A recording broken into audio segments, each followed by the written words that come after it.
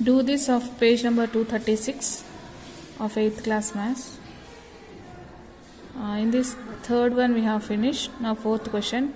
Take a graph paper, make some rectangles of same length and different width.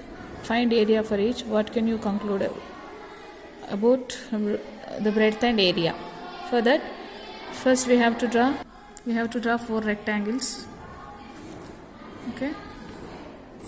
In this length is constant, breadth we have changed 3, 4, 5, 6, 7 centimeters breadth, and in this case 3 centimeters breadth, here 5 centimeters, here 10 centimeters, here 8 centimeters. Then we get, according to their breadth, if 7 centimeters breadth, then we get area as 7 centimeters square. If 3 centimeters breadth, we took 3 centimeters square area. 5 centimeters breadth, 5 centimeters square area. Because we have taken length as constant, that is 1 centimeter. So length into breadth, for every case we get 10 centimeters, 10 centimeters, 10 centimeters square, 8 centimeters, 8 centimeters square. So by that we can conclude that ratios of breadth to the area are same, constant, that is 1 by 7, 1 by 3, 1 by 5. Breadth to the area 7 by 7 1, 3 by 3 1, 5 by 5 1, 10 by 10 1, and so on. So when area is ratios of breadth to the area is constant, then breadth and area in direct proportion. Next question. Do this of page number 238.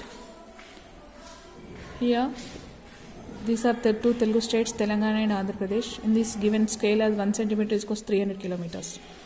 Measure the distance in the given map, and by using that calculate actual distance between Vijayawada and Visakhapatnam, Tirupati and Warangal. Scale is given here.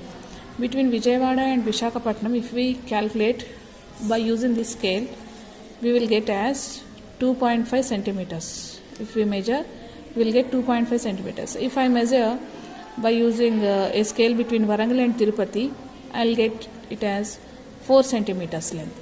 So after measuring, here scale shows how the lengths between two cities are reduced in drawing. 1 centimeter is equal to 300 kilometers. It means here 1 centimeter is equal to 300 kilometers in real time. Now converting this scale to ratio, we get 1 centimeter is to 3 lakhs centimeters. 3 crores centimeters. So here in this scale we get 1 centimeter is equal to 300 kilometers, it means 3 crores centimeters. Calculate this. We know 1 centimeter is equal to 300 kilometers. 1 kilometer, as we know units conversion, 1 kilometer is equal to 1000 meters. 1 meter is equal to 100 centimeters. So we have to multiply with this both numbers to convert kilometers into centimeters. So here 300 kilometers means 300 you have to write, and by multiply by 1000 and 100. See here. So it will become now 3 crores centimeters. Now converting the scale as this. Distance between Vijayawada and Visakhapatnam, as I tried with a scale in this textbook, I got 2.5 centimeters. So here distance between Vijayawada and Visakhapatnam, I'll get 2.5 centimeters. Now 2.5 centimeters should be converted into kilometers now.